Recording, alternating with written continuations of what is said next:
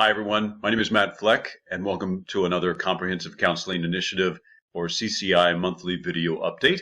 We're today with Pat Corey, who is the Interim Vice President of Engagement at WHIN, which stands for the Wabash Heartland Innovation Network. Pat, thank you for being with us today. Thank you, Matt. I'm really glad to be here. We are always learning about the corporations and organizations in Indiana that Lilly Endowment supports through its Comprehensive Counseling Initiative. So let's start off, Pat, with just telling us a little bit about WHIN and what you do there. Well, WHIN is a Lilly Endowment initiative. It's a regional project that's centered in Tippecanoe County. We serve 10 counties, counting Tippecanoe, which of course includes Purdue University, and we have a really strong Ivy Tech campus there as well. That's wonderful. And then what do you do there?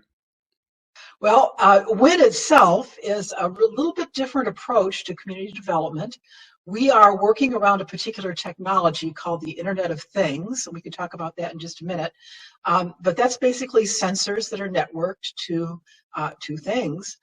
This is a really strong research interest at Purdue. It's an emerging technology that's very disruptive and is really changing the way manufacturing and agriculture work. So we're using our region to be a living lab for that technology with the idea that that's going to focus new industry on us. It's going to develop a new cluster. It's going to empower and enable our growers and our manufacturers with that technology. So again, it's a little different twist on community development, but it's a lot of fun. Yeah, interesting. So if you could, Pat, give us some examples. I know you give grants to some of the representatives in your 10-county region. Is that correct? Yep. So we have two parts, right? The kind of the main part, the operational part, is advancing the adoption of this technology in the region and really enabling farmers and manufacturers to experiment with it and learn from it and then use those results for research.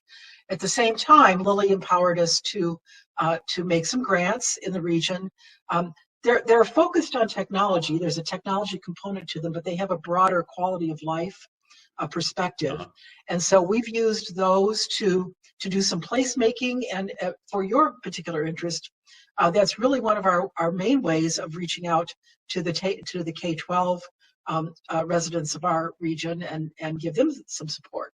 So we have some initiatives there, but we have also some initiatives within our core project, which includes broadband. That's so Internet of Things, right, is there's an I in that, which is internet. So although we didn't really start out thinking too much about rural broadband, necessarily putting those sensors in our region meant that we were also interested in getting connectivity. So from that side, we're also doing some things that will eventually help the children in our area who are having to learn from home and do remote learning in a rural area that's very underserved by internet. So if you can, give us an example of what placemaking is, and maybe a little bit more about the Internet of Things, IoT. It's still something I have to learn about in more detail. Just yeah, something sure. that's practical, so we can hold on to It's it. hard to connect them. Yeah, it's tricky. So, so for children, a lot of what we're trying to do is just help them understand this new high-tech environment that they're growing up in and prepare them to take jobs, right? So we do a number of things. We have helped equip some FFA test beds with weather stations, which are a form of IoT. So weather stations collect data from the environment, from the soil, and that data then is used by farmers to help them know when to spray, to help them know what to do. So again, a lot of what IoT is doing is creating data that improves decision making, makes operations more streamlined, and helps farmers and manufacturers get the most out of their operations. Okay. So by putting these weather stations in FFA test beds, the students are learning a data-driven approach to agriculture. Wow. So that's one project we've done. We're also sponsoring programs around manufacturing, the next generation of manufacturing, which is very digital, robotics. Of course, everybody's familiar with that, but again, that's all very data-driven. So we sponsor, they're called coder dojos. They're camps for even very young children second, third grade children, to help them learn to code in a very basic way, to understand data, to understand how processes are driven, to work in robotics and so forth. So we're really interested in making sure the children in our region have really strong career opportunities going forward. That's great. Pat, how do you see schools, maybe not so much at the elementary and middle school level, but maybe at the high school level, aligning or interacting with your work at WHIN? Well, I think, again, it's really important for them to understand that the future of agriculture and manufacturing is different, and the things that excite them about their digital landscape, the way they've grown up, really applies to fields that they probably never thought about before as being highly high tech and highly data intensive. So we think there's really a good opportunity with what we're doing to tie into what they're already interested in this high tech world. And we're working, for example, at Purdue with a project with a group of students there called Data Mine that is learning data science. This is a really big focus of Purdue, and they were stunned to find out that agriculture is a high-tech, data-driven, business in this century. And so these are students who grew up in cities. They didn't grow up on the farm, right? And now they're discovering there's this whole new world of really interesting careers that are connected to the food that they eat. And to their health and well-being, and things that they really care about, and so it's kind of open new worlds for them. So that's the kind of thing we want to do, not just for them, but all the way through the education K-16 arena. Yeah. Yeah. One of the impacts of the Comprehensive Counseling Initiative through the Lilly Endowment has been increasing collaborations between schools and organizations such as yours. Is there a good or a better way for schools to connect with or interact with you at WHIN?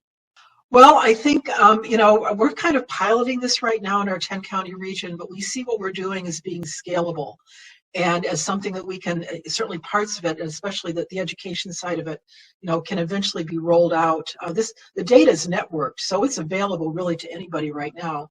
And if anybody wanted to talk to me, we're still piloting, of course. I don't want to imply that we've only been doing this for a couple of years, but I think any school corporation we'd be happy to talk to about how they can get access to even our data at this point.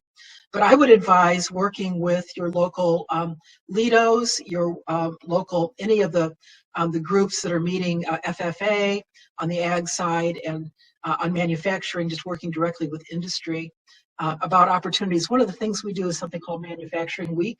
This is something anybody could do. And I think it's a way to get the businesses, the manufacturers, directly connected with their future workforce, and get the kids to see, again, what these really lively environments, high-tech environments are like, and to, reframe their perceptions of what manufacturing jobs and agricultural jobs are all about. So I would say connect locally, and we'll be happy to help in any way we can. Well, I'm sure schools appreciate that you're helping with their career awareness efforts at all levels. You also mentioned something about broadband and these living labs, and especially getting internet access to rural areas. Can you explain a little bit more about what WHIN is doing with broadband access in rural areas, especially and especially tied to the COVID-19 situation and more e-learning that's going on in schools? So the IoT, of course, has actually several parts, but the two main ones are the sensors that get attached to gadgets and things to report the data, but that has to go into the internet for it to have value. So for our project to work, we have to have connectivity in the region. And if you think about that from a farm perspective, most of this is happening out in fields that are, people in homes are having trouble. You can imagine the problems of getting connectivity out into a remote field. So as we started to address those problems, we became very interested in rural broadband as a topic in and of itself. And we are now equipping the lab, our living lab, working with a WISP partner, Watch Communications, to do more research on really interesting new technologies that are going to really be key to addressing this problem.